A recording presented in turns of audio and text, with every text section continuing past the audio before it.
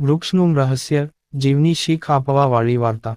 મારી ચેનલ માંગ નવા છો તો મારી ચેનલને લાઇક કરો, શેર કરો, સબસ્ક્રાઇબ કરો, ધન્યવાદ. એક વ્યક્તિ બહુરાષ્ટ્રીય કંપનીમાં સેલ્સ મેનેજર તરીકે કામ કરતો હતો. તેણે પોતાની બચતથી શહેરની બહાર એક આલીશાન ઘર બનાવ્યું. શહેરની બહાર હોવાને કારણે આ વિસ્તાર કંઈક અંશે નિર્જન હતો. તે વ્યક્તિ તેની પત્ની અને બાળકો સાથે તેના નવા મકાનમાં રહેવા લાગ્યો. તે વહેલી સવારે કામ પર નીકળી જતો અને મોડી સાંજે પાછો આવતો. નિર્જન જગ્યાએ આવા આલીશાન મકાન જોઈને ચોરોના ટોળાએ ત્યાં ચોરી કરવાનો પ્લાન બનાવ્યો. ચોરી કરતા પહેલા, તેઓ મેનેજરના ઘરની આસપાસ ગયા અને તેના ઘરની ગતિવિધિઓનું નિરીક્ષણ કરવાનું શરૂ કર્યું. પહેલા જ દિવસે તેનું ધ્યાન મેનેજરના એક વિચિત્ર વર્તન પર પડ્યું. ઘરે આવ્યા પછી, તેણે સૌથી પહેલું કામ પોતાના બગીચામાં આંબાના ઝાડ પર કર્યું અને ઓફિસની બેગમાંથી એક પછી એક વસ્તુઓ કાઢીને ઝાડમાં ક્યાંક મૂકવાનું શરૂ કર્યું. મેનેજરની પીઠ ચોરો તરફ હોવાથી ચોરો જોઈ શક્યા ન હતા કે તેણે તેની થેલીમાંથી શું કાઢ્યું અને ઝાડમાં ક્યાં મૂક્યું. તેણે અનુમાન લગાવ્યું કે તે કંઈક મૂલ્યવાન હોવું જોઈએ. ચોરો મેનેજરના ઘર પાસે ઓચિંતો છાપો મારીને બેઠા હતા અને અંધારાની રાહ જોતા હતા. રાત્રે ઘરની લાઇટો ઓલવાઈ ત્યારે તેમને ખાતરી થઈ ગઈ કે ઘરમાં બધા સૂઈ ગયા છે. તેઓ દિવાલ કૂદીને ઘરમાં પ્રવેશ્યા અને સીધા આંબાના ઝાડ પાસે પહોંચ્યા. પછી કોઈ પણ સમય બગાડ્યા વિના તેઓએ ત્યાંના મેનેજર દ્વારા છુપાવેલી વસ્તુઓ શોધવાનું શરૂ કર્યું. પરંતુ ઘણી શોધખોળ બાદ પણ તેઓનો કોઈ પત્તો લાગ્યો ન હતો. અંતે તેઓ થાકેલા અને કંટાળીને પાછા ફર્યા.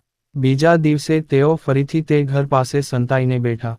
મેનેજર ઓફિસેથી પાછા આવ્યા ત્યારે ચોરોની નજર ફરી તેમના પર ટકેલી હતી.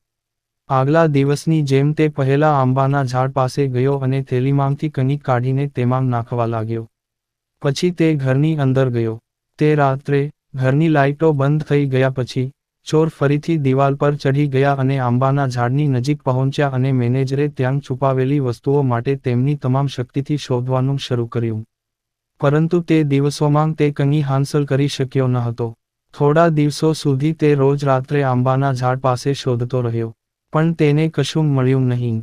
તેઓ ચિંતિત થઈ ગયા કે મેનેજર વૃક્ષોમાં તે વસ્તુઓ કેવી રીતે છુપાવે છે જે અમારા જેવા ચતુર ચોર પણ શોધી શકતા નથી.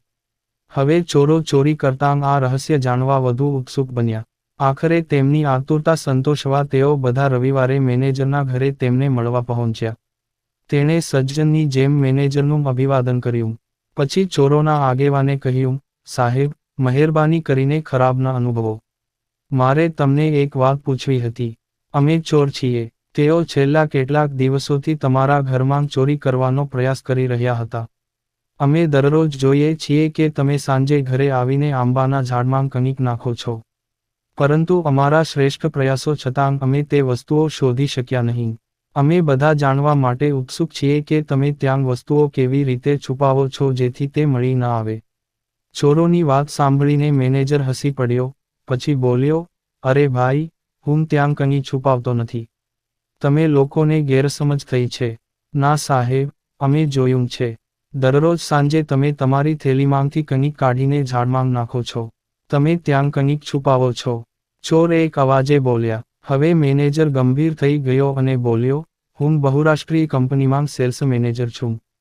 કામનું દબાણ ઘણું વધારે રહે, જેના કારણે તણાવ અનિવાર્ય છે. ટાર્ગેટ કોઈ પણ પરિસ્થિતિમાં પૂરો કરવાનો હોય છે. આ માટે દરરોજ કોઈને કોઈ વ્યક્તિ સાથે ઝઘડો થાય છે. ગ્રાહકોના ટોના સાંભળવા પડે છે. બોસ તરફથી નિંદાનો સામનો કરવો પડશે. માનસિક તણાવ એટલો વધી જાય છે કે ઘરે આવ્યા પછી પણ દૂર થતો નથી. અગાઉ, મારા પરિવારના સભ્યો વારંવાર મારા તણાવને બિનજરૂરી રીતે સહન કરતા હતા. થોડીવાર થોભ્યા પછી મેનેજર આગળ સમજાવવા લાગ્યા. જ્યારે મેં આ નવું ઘર બનાવ્યું ત્યારે મેં વિચાર્યું કે આ ઘરનું વાતાવરણ શાંતિપૂર્ણ રાખીશ. હું ઓફિસનો તણાવ ક્યારેય ઘરે નહીં લાવીશ. તેથી જ ઘરે આવ્યા પછી, હું સૌથી પહેલું કામ આંબાના ઝાડ પર કરું છું અને ત્યાં એક પછી એક મારો બધો સ્ટ્રેસ મૂકું છું.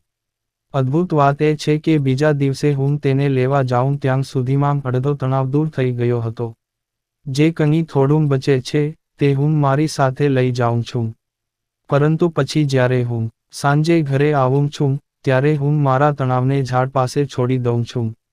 આ વૃક્ષનું રહસ્ય છે. મેનેજરની વાત સાંભળીને ચોરોને ઝાડનું રહસ્ય સમજાયું. તેઓ ચોરી કરવામાં સફળ ન થઈ શક્યા, પરંતુ તેણે ચોક્કસપણે જીવનમાં એક મોટો પાઠ શીખ્યો.